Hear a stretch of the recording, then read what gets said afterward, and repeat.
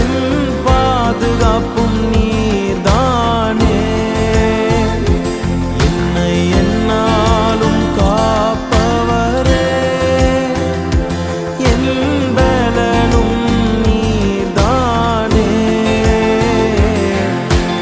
உம் சமூகம்தான் என் ஆறுதல், உம் பிரசன்னம்தான் என் ஆறுதல், உம் சமூகம்தான் என்